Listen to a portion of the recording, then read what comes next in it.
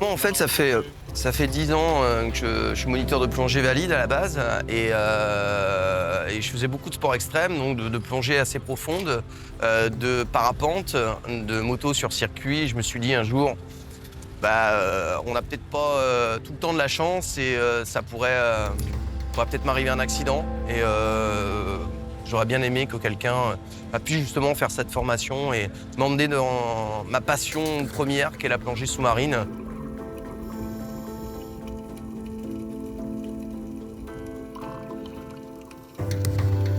Moi aussi, c'était mon baptême. Aujourd'hui, pour moi, j'ai emmené des aveugles, j'ai emmené des sourds, mais jamais des aveugles et sourds, et c'était un peu une nouveauté. J'ai été pendant plus de 10 ans enseignante en activité physique adaptée, donc professeur de sport auprès de personnes en situation de handicap. J'ai enseigné le sport auprès de jeunes sourds dans un établissement spécialisé sur Nice, et c'est là que j'ai découvert la langue des signes française.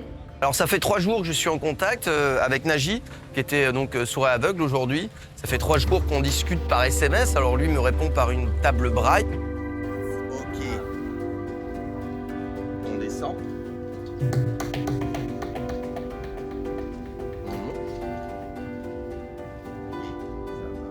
Si tu veux, pendant Et donc moi je reçois des SMS donc, pour faire tout un travail pour déstresser, pour expliquer comment ça va se passer. La langue des signes tactiles, elle est utilisée pour les personnes sourdes, aveugles. Donc, c'est leur moyen de communication. C'est comme ça qu'on va pouvoir leur traduire le discours ou communiquer avec eux. Après, on lâche les mains et ils s'expriment en langue des signes directement. Oui, au sein de la fédération, ça commence vraiment, ça y est, à se développer. Ça a mis du temps, mais aujourd'hui, on a un cursus, donc le cursus pêche, plongeur en situation de handicap, qui est totalement reconnu, comme les diplômes niveau 1, niveau 2, niveau 3. Donc pour les personnes en situation de handicap mental, ça pose vraiment aucun problème, voilà. On emmène des trisomiques, on emmène des autistes. Il n'y a pas de compétition sur la profondeur, ça peut se passer dans 50 cm d'eau jusqu'à 6 mètres, mais ça pose aucun problème. Alors pour le club, cette action est très pertinente parce que vraiment ça permet d'ouvrir le club au monde de la surdité, de rendre accessible la plongée aux personnes sourdes. Et on voit qu'au final, avec peu d'adaptation, elle se procure énormément de plaisir.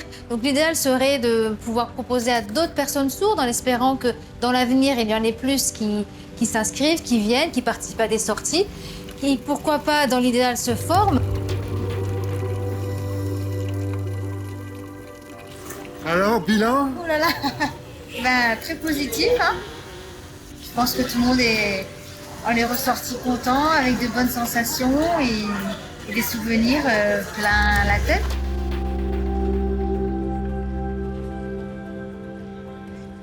Oui, finalement, les personnes les personnes sourdes, on a toujours l'envie de délimiter ça finalement.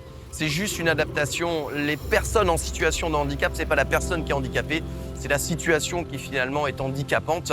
Aujourd'hui, une personne sourde qui envoie un petit SMS ou un mail à un centre de plongée pour signifier qu'elle est sourde, on peut très bien utiliser par exemple un tableau avec une description, une limite de profondeur, une limite de temps.